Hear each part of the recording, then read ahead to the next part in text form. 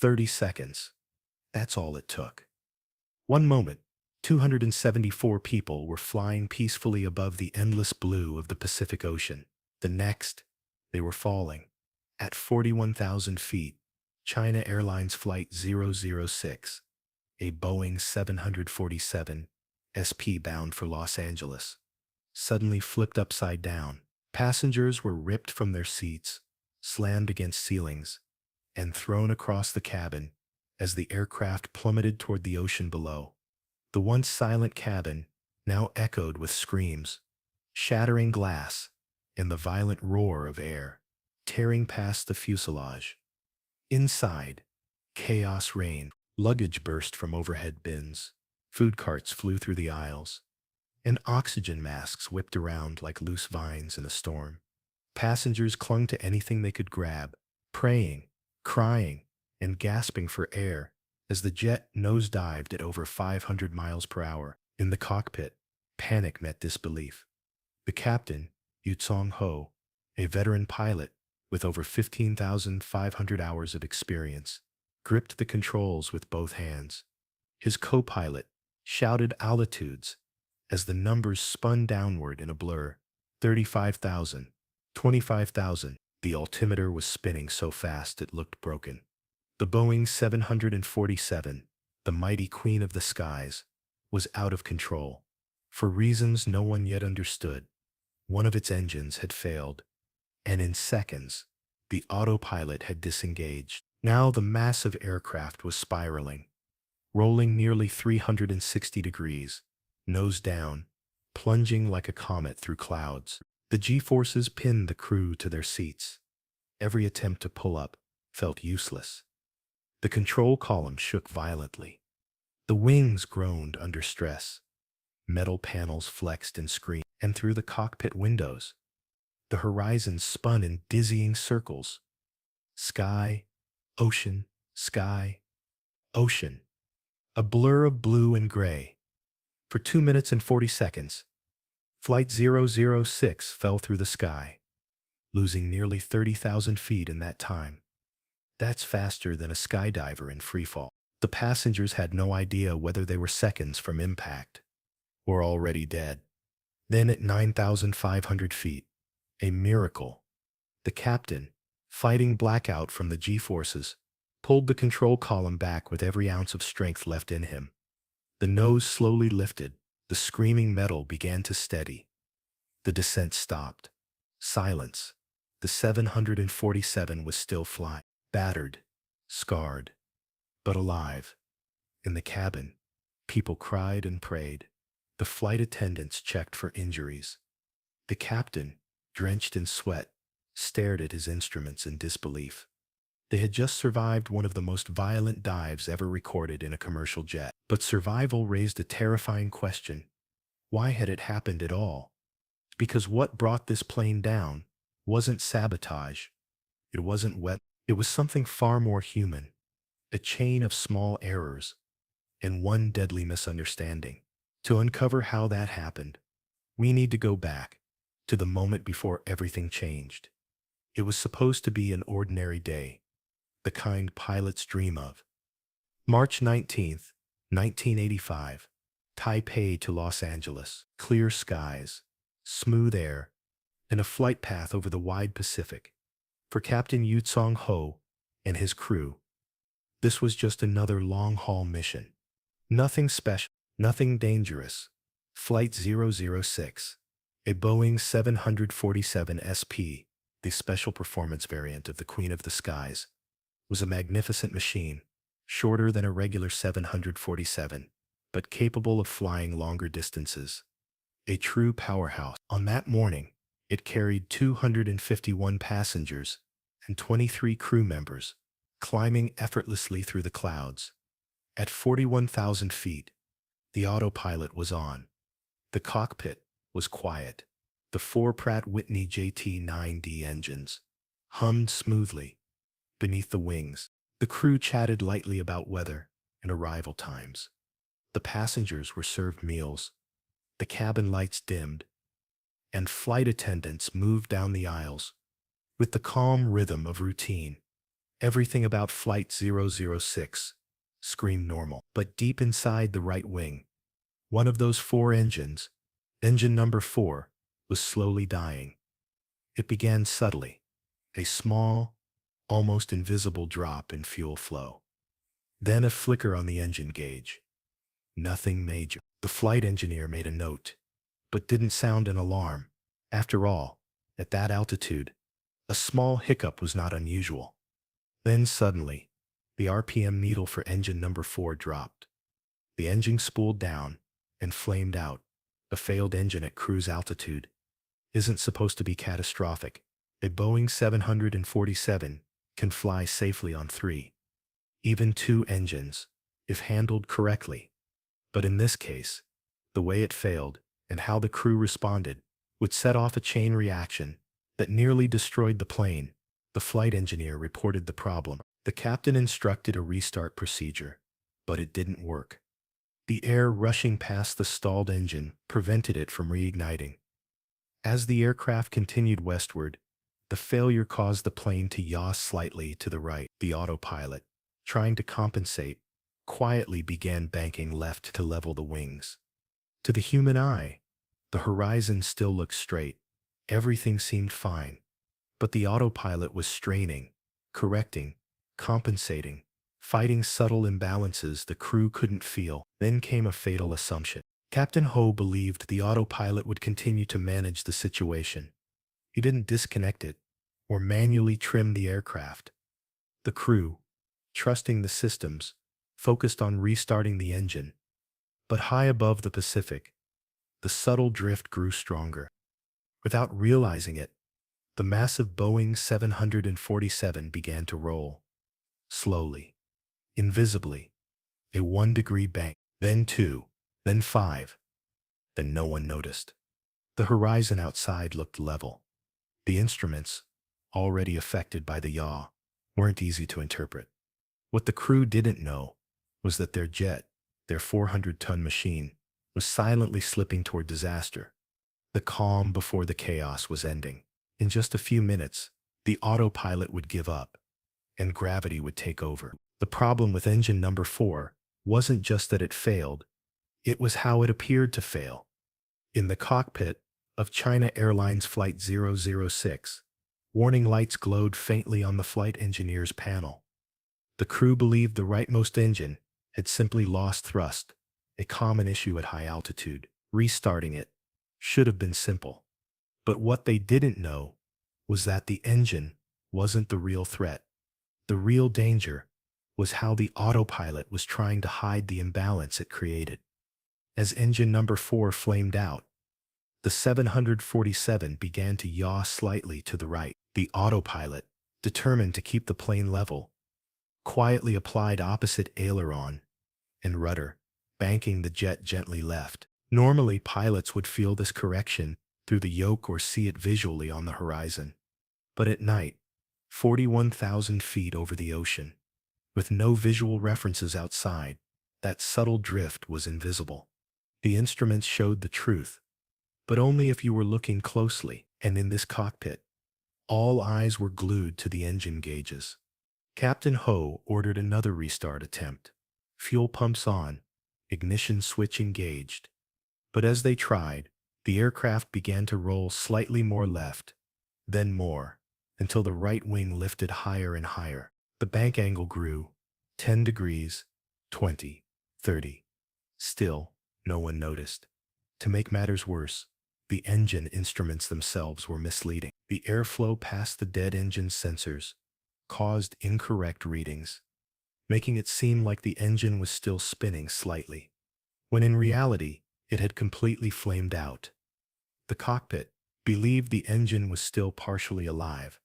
Then came the first real sign of trouble. The flight engineer noticed the cabin altitude rising slightly, a hint that something was wrong with pressurization. At the same time, the captain felt a faint tremor through the controls. He looked up. The artificial horizon showed a bank, but in the dim light and stress of the moment, he misread it. He thought the plane was rolling right. In reality, it was rolling left. He corrected in the wrong direction. That small, instinctive move sealed their fate. With the wrong inputs, the bank angle increased rapidly. The autopilot, already at its limits, could no longer compensate. Then, the autopilot disengaged. An alarm filled the cockpit. The control yoke jerked violently. The nose dropped. Within seconds, Flight 006 pitched nose down and began to roll. The pilot struggled to make sense of what was happening. The artificial horizon, now showing wild angles, became nearly unreadable. The captain tried to level the wings, but every move made it worse. The Boeing 747, one of the most stable airliners ever built, was now in a fully developed spiral dive.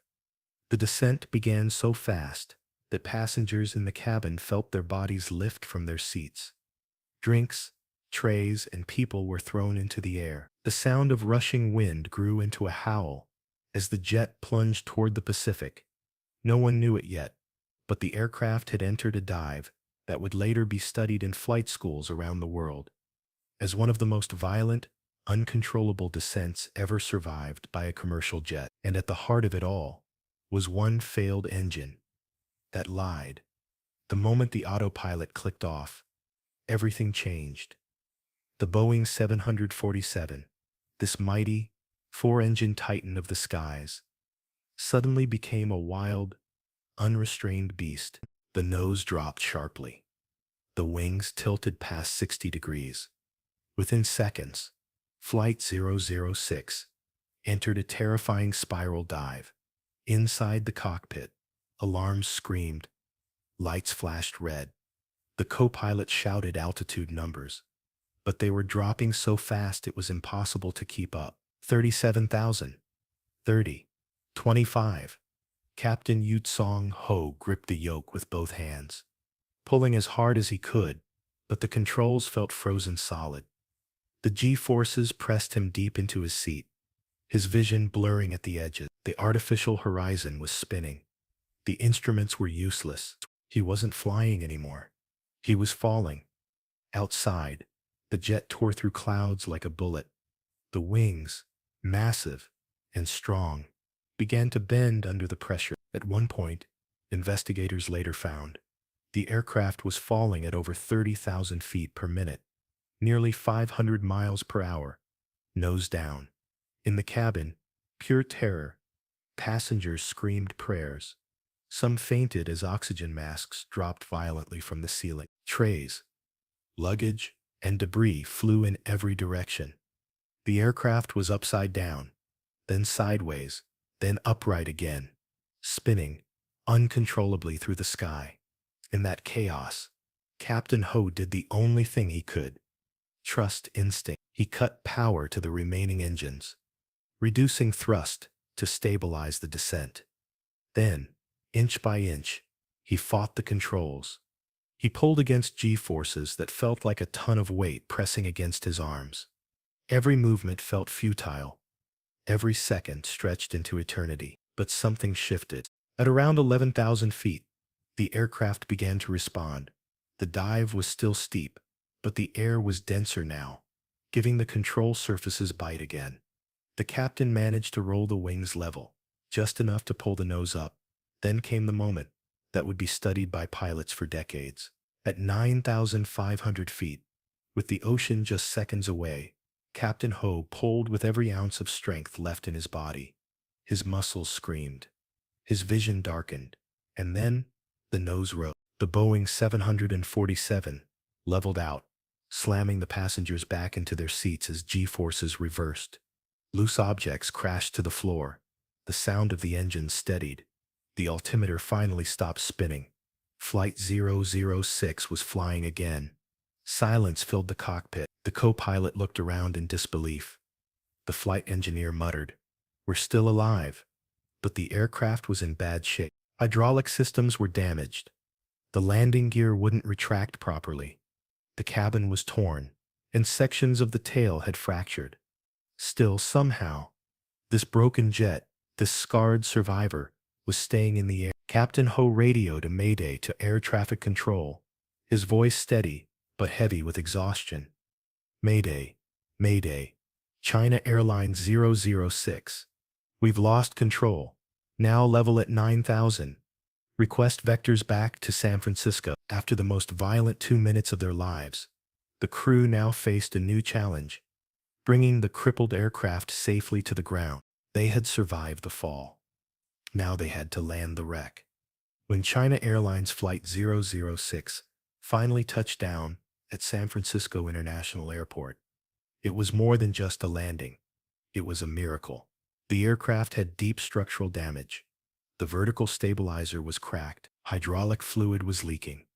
One engine hung lifeless. But somehow, under the calm command of Captain Yu Ho, the crippled Boeing 747 SP rolled to a stop on the runway. Inside the cabin, silence, followed by tears, applause, and disbelief. Passengers who had braced for death were now hugging strangers. Some wept quietly, others stared blankly out the windows, unable to process what had just happened. But for investigators, the real story was only beginning. The National Transportation Safety Board, NTSB, launched a full investigation. What they discovered was shocking, not just because of what failed, but because of what didn't. All 4 engines, except the first one to flame out, were mechanically sound. The Boeing itself had held together under forces no commercial jet should have survived. There was no major mechanical malfunction. The culprit was human error, compounded by fatigue, over-reliance on automation, and a deadly misunderstanding of what the instruments were saying. The chain of events was painfully clear. Engine number 4 lost thrust.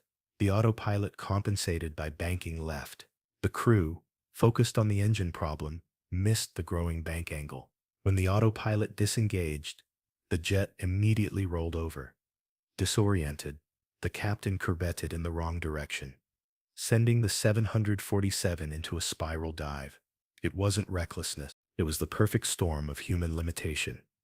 Sigh above the Pacific, at night, with no visible horizon and a failing instrument display, the crew experienced what pilots dread most: spatial disorientation.